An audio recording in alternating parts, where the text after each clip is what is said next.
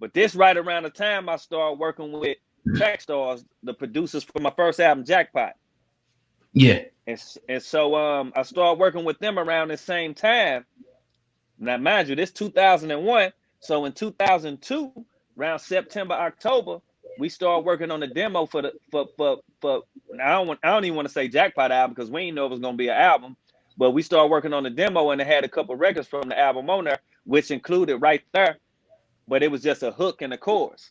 And so we sent it to a couple of labels, and then Chaka Zulu, who's Ludacris manager and also owner of Disturbing the Peace, he hit back and said, "Tell Chingy to finish that record right there." And so, mind you, I wrote that verse and hook in '96. We talking about 2003. I mean 2002 when I finished it. And so we finished it, put it on vinyl, shot it out. Now this is October 2002. We finished this, shot it out, got on vinyl. I had my record deal with Disturbing the Peace Capitol Records December 14th, 2002. We put Right There out. Next year, Right There was #1 in the country. That's how that happened. Yeah, that shit was on fire. We from Jersey, so obviously we were real heavily yeah. Coast influenced. You know what I'm saying? Listening to watching MTV or BET, your top 10 for most of the 90s was all East Coast until about 2000. Then you see No Limit, Cash Money, and then you see Nelly, then you see Chingy, and it was like, oh shit, whoa! How did that? How did you take on that sudden fame when Right There hit and that shit went crazy? How was that feel like? Actually, how I took it on. Now you gotta keep in mind, man, I've been doing music and rapping for so long that I felt like it was overdue. I felt like it was about that time. And so I just appreciated it. Like, I'm a humble dude, man. I'll never take nothing for granted because I know just as quick as it came, it can go.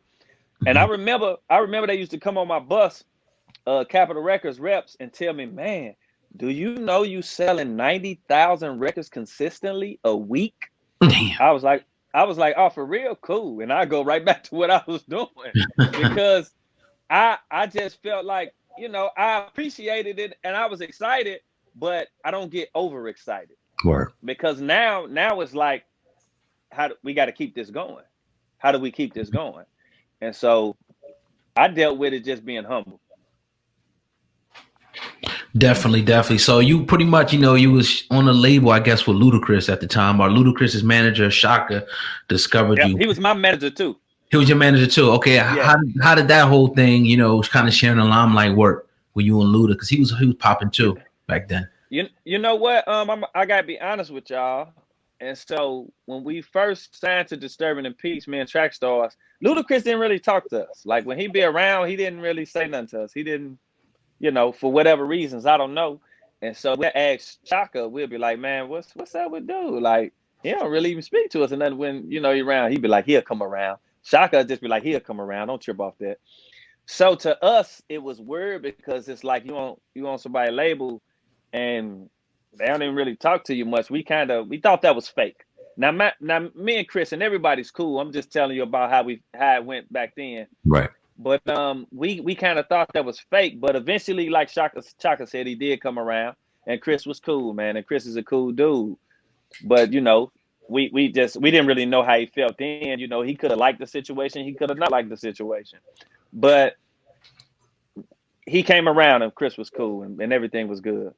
We had Ali from the same Lunatics on a couple of weeks ago, maybe even a month ago now. It's been so crazy. That's a cool motherfucker, man. We talked for a long time. We chopped it up. Now, obviously, he was around the time of the versus battle between Nelly and Ludacris, very vocal about Ludacris stealing. I heard about that. Stealing Nelly's style. Very well, both parts very well. What do you think about what he said? I heard about that. Now, if you know Ali, and that's big bro Ali, he has his views on things, whether they incorrect or correct. He got his views, and I think he just know the history of what they built. And so if you pay it, now I'm gonna say this too, and I lead defense on this and on one part of the subject. If you go look at Nelly's Down Down Baby video, and then you look at Chris's okay, so if you look at I gotta remember that. So if you look at Nelly's Down Down Baby and Ludacris fantasy video, you'll see the similarities of the visuals far as how they tried to get it to look with Chris video versus Nelly video. Not saying nobody was copying each other, but it's some similarities to that. The whole looks, and Ali is real big on style and style taking. And so that's his view on it. He felt that somebody they was kind of taken from the style a little bit. And I could see why he said that. Where'd you and Nelly go wrong back? Because we knew, you guys were from the same city, the same area and whatnot.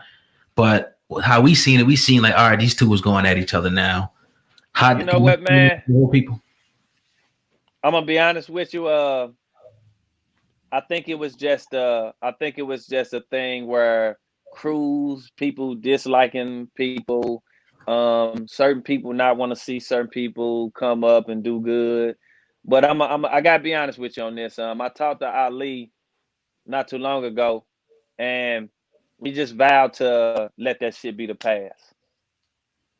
We just vowed to let that shit be the past and not really get too detailed into this happened, that happened.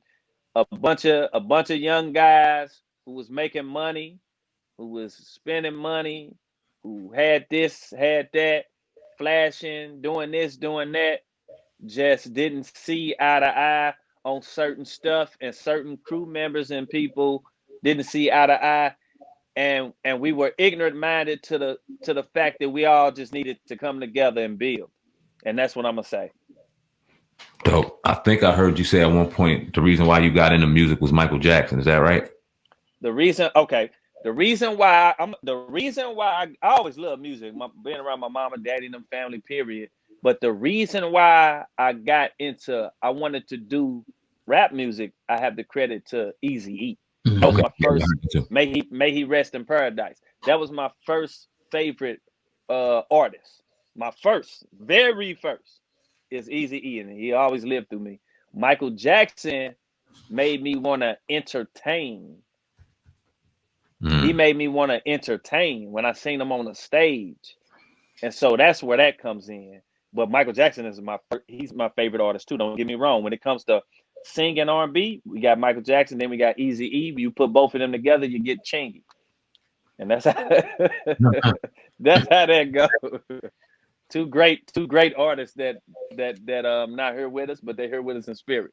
Absolutely. Do you think St. Louis, the rap scene, gets the respect? Because one thing Ali said, he was talking about hip hop evolution, how they kind of skipped over the Midwest. Do you think the Midwest movement gets its respect in hip hop when you compare it to the South, the East, and even the No, West? it don't. I'm sorry to cut you off, but it don't. Thank you. It always gets skipped over, and you always got West Coast, East Coast.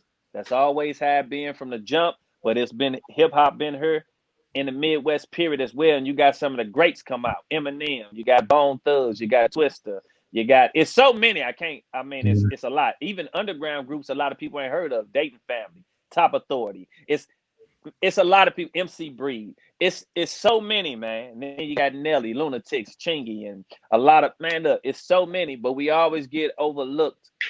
And I think that's just a selfishness that comes from the East and the West. And you know what? I ain't gonna even say selfishness, because it's not a lot of those. It's some individuals that come from there that make it like that. But it's more or less some of the media outlets who just skip over the Midwest, not the artists. It's Right. more of the media outlets when they putting together their documentaries and stuff who skip over the Midwest. So I have to agree with Ali on that.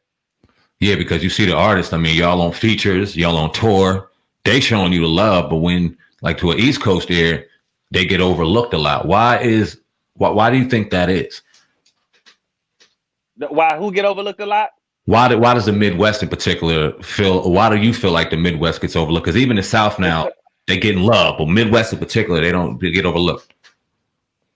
you know what, man? To be honest with you, I don't even know why the Midwest gets overlooked, because we have some great artistry here and Right. great artists. I think it's the stipulation of, oh, hip hop was started here, oh, hip hop was started there, oh, gangster rap was started there, gangster rap was started here. I think it's one of them things, man, and we caught in the middle.